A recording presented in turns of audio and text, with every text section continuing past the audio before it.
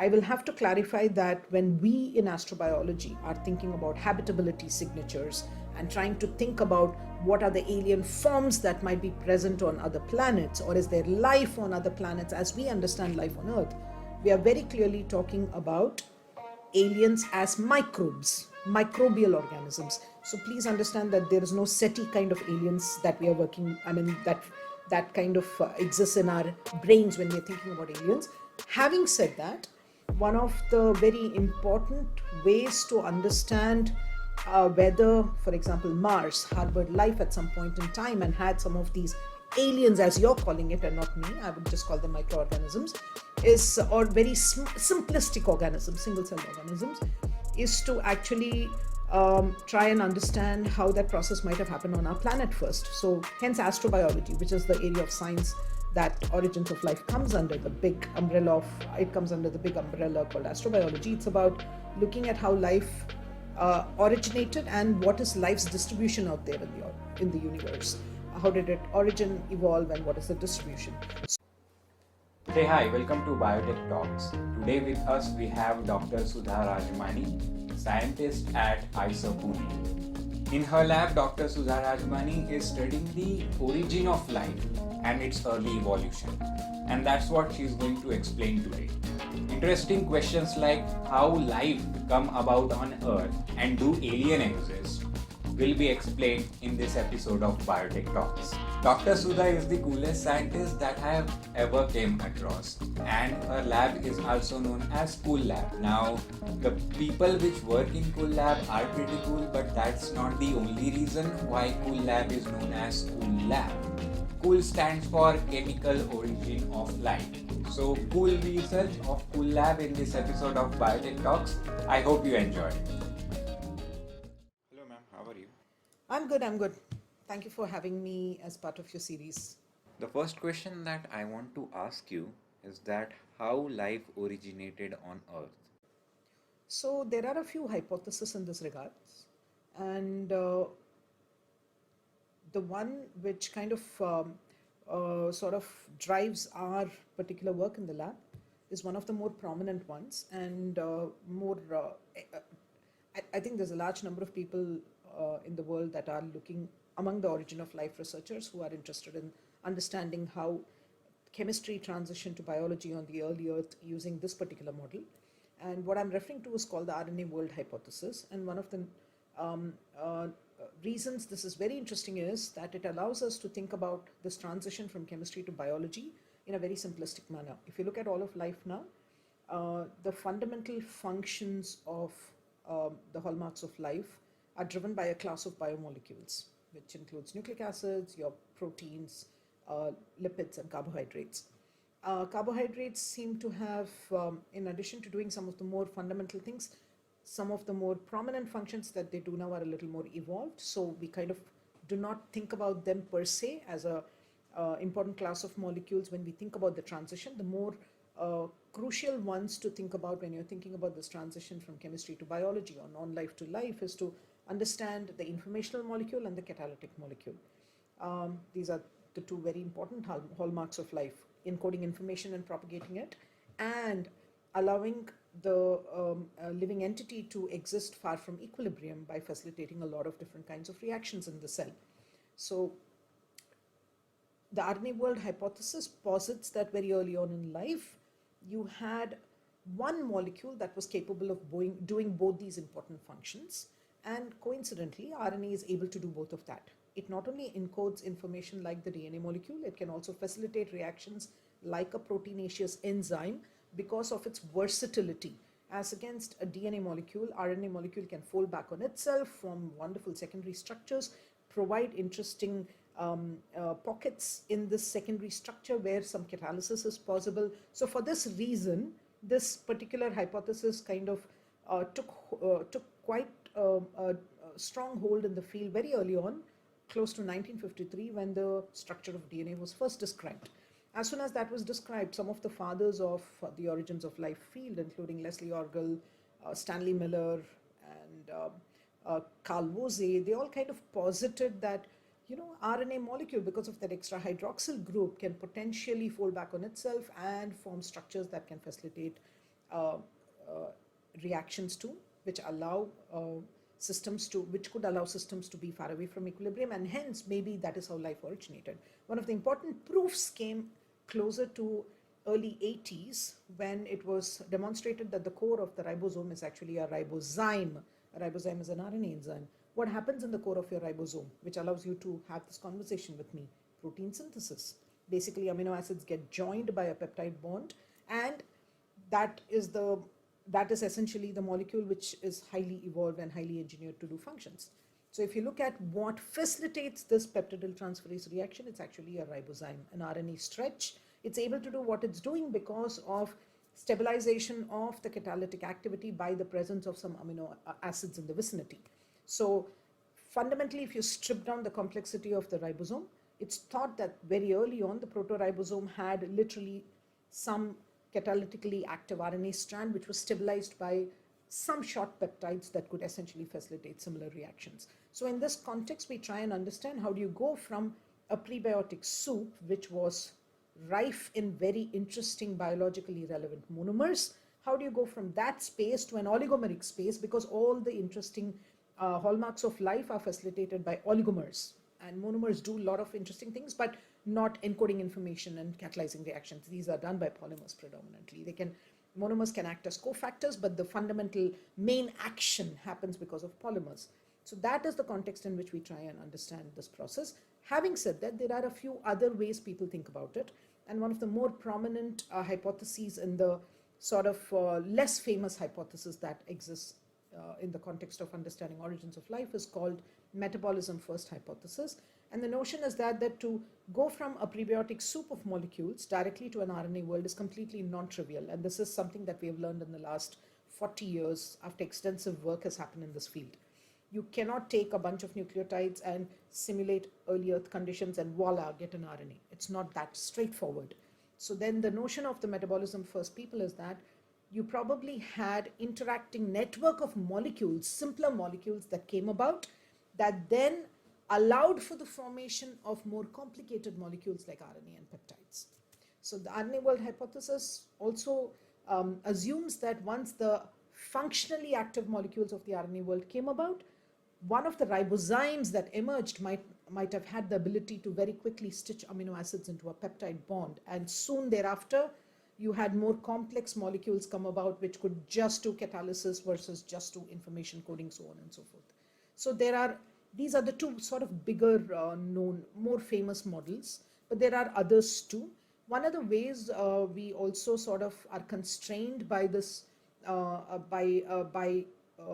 of the very important constraints when we think about origins of life is to think about niches or regions on the planet which would have facilitated this transition. And given that you did not have proteins to make the nucleic acids, it becomes a chicken and egg problem. Which came first? So you have to now invoke mechanisms or think about processes where you do not have the enzyme at all, and you're thinking completely from a chemistry perspective. How do you just chemically form oligomers? So then the constraint of where you will look for these processes or what kind of early Earth conditions will you simulate in the lab, either on computer or on the experimental bench, to try and understand this is going to now be driven by those settings, geological settings, where you can have uphill process like polymerization happening. Amino acids, nucleotides, they all love to be single. They don't want to mingle and form polymers. That is just thermodynamics. They're very happy being independent. But you have to force them to come together to form these phosphodiester linkages or peptide bonds to form polymers.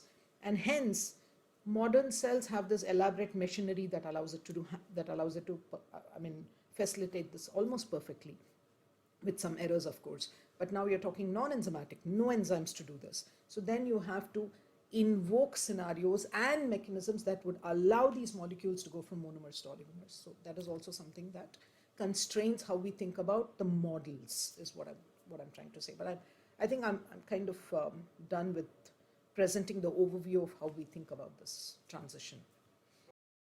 Do alien exists? I do not see when you say aliens, you need to first of all define aliens, right? That is one way to sort of start thinking about this question that you're asking. Alien is something that is not known to us as having imbibed something that we understand completely as being terrestrial or as being earth-based, right? Now, I will have to clarify that when we in astrobiology are thinking about habitability signatures and trying to think about what are the alien forms that might be present on other planets, or is there life on other planets as we understand life on Earth, we are very clearly talking about aliens as microbes, microbial organisms. So please understand that there is no SETI kind of aliens that we are working, that kind of exists in our brains when we're thinking about aliens.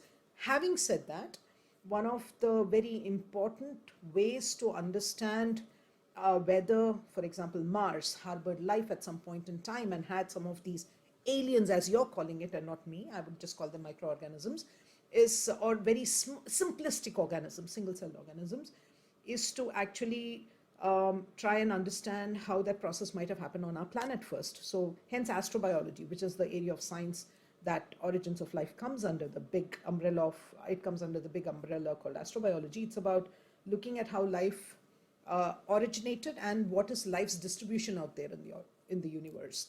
How did it evolve, and what is the distribution?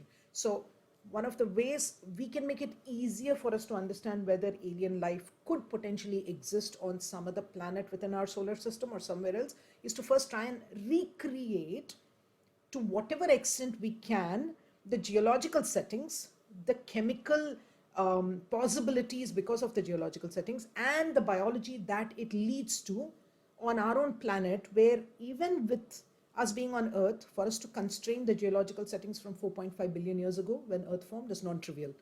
So to then try and understand what it might have been on Mars is a much, much more complicated problem. Having said that, Perseverance, which has gone out onto Mars, is collecting some extremely interesting data that might give us some ideas about whether any molecules that we think of as being pertinent to life or important to biochemistry, are there any molecules similar to that might have been fossilized there, chemical fossils, right? Or left some signatures? Or are there cousins of them present there, is something that Perseverance is trying to understand with all the cool gadgets that it's gone out with. But yes, to think about aliens is to think about extreme life, and hence one important way in my own field where scientists try to understand this is to understand the limits of life on our own planet. Because there are these very harsh niches where you and I will just completely get decimated. Very acidic conditions, very, very high temperature conditions where only thermophiles can exist. Then there are these very high salt conditions where you and I will shrink and shrivel up and cease to exist. Halophiles exist. So if we can understand their biochemistry better, maybe it will help us understand even more, in a more nuanced manner, how some of the signatures might present itself out there when we go out looking for them in other places in the solar system or outside of it. So aliens, microbes. Yes. They are the rock stars. This is going to disappoint Hollywood filmmakers. You know, I'm still saying we should not give up the hope of discovering intelligent life out there. When you first posed the question, in your mind, deep down, you were referring to all of these intelligent aliens that are showcased in all the Hollywood. Exactly. Right. Yeah. A lot of them actually look very close to our octopus and related creatures. And I personally think they might be the aliens on our planet, which we still do not acknowledge at all. Jokes apart, that'll be awesome for us. And it'll be a exercise in humility for all of us who thinks humans. Most humans think that we are the most badass creatures on the planet, right? Evolutionarily speaking, we figured it all out, and we are the kings and the queens and whatever else, and rule the planet in terms of our coolness. But having said that, it'll be an exercise in humility if we actually do discover intelligent alien life out there. But if I had all the resources, had access to all the coolest gadgets out there, and basically nothing was limiting, I would go looking for microbial aliens more than anything else. What research is going on in your lab? Some of that out. We are very interested in understanding, one of the important projects is to try and understand how the molecules of an RNA world came about from the prebiotic soup. Okay. Like I said, a lot of very cool chemistry has been described, which tells us how the monomers came about. If you just take the nucleotide, for example, you have a nitrogenous base, which is the recognition moiety, AUGCT. You have the ribose sugar, which connects the base to the sugar. It connects the linker, the phosphate backbone to it, and it connects to a next nucleotide, right? This monomeric entity has three components. What people have already figured out is how can you make this fundamental unit from inorganic components? Again, there are a lot of caveats. Some of the chemistry works only under certain conditions. Then the question is, if this happened under XYZ condition, why is something else? I mean, and if some other completely different but important life-related process is happening under condition ABC, it is now important for us to try and understand how did they come together to finally sort of emerge into whatever systems that we see today. So there are a lot of questions out there. So one of the important questions is, how do you go from this monomeric space to the polymeric space?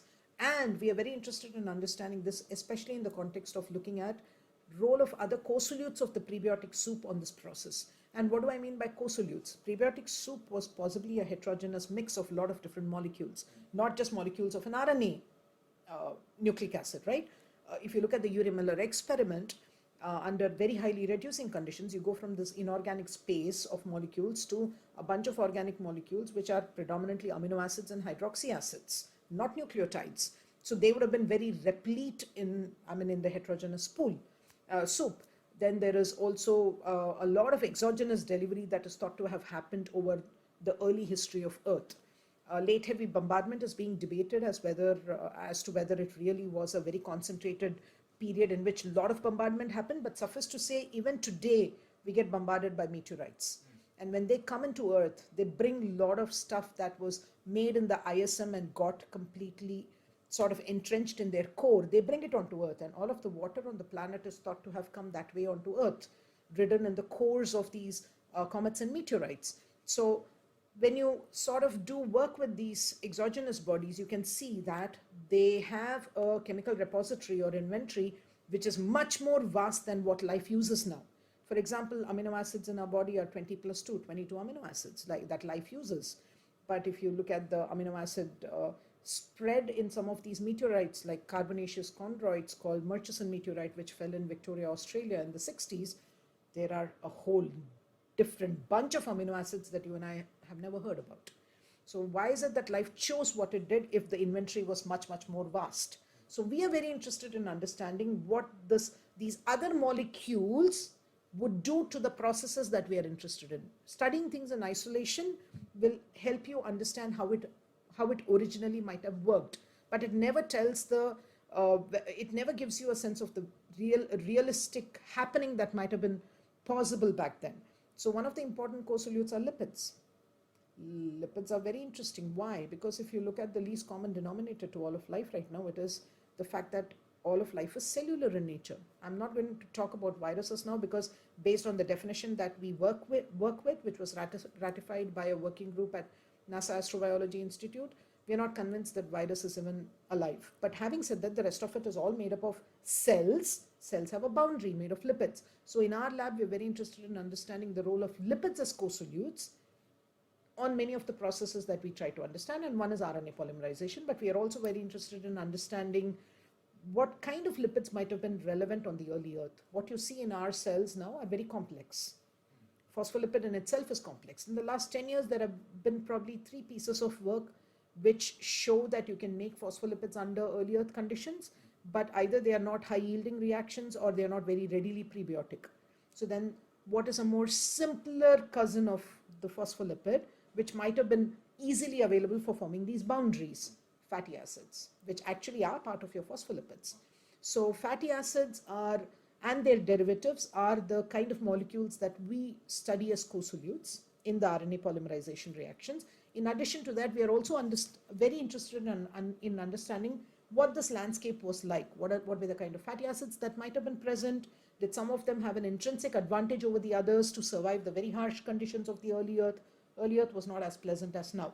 It probably was anywhere between, 60 to 110 degrees, depending on whom you talk to. So What are the fatty acids that would have survived those harsh conditions? These are the other kinds of questions that we are very interested in understanding, and we are also fundamentally interested in understanding how synthetic cells behave under some constraints, the physicochemical properties of these compartments. So that's another big project going on in the lab. So these are sort of the questions that we look at. And one other student is very interested in understanding the minimal enzymes that might have catalyzed reactions way early on, not elaborate peptides and proteins. To have them come about from the prebiotic soup is again non-trivial. The longest peptide that's been formed readily under the most plausible prebiotic conditions is a 15-mer at the most.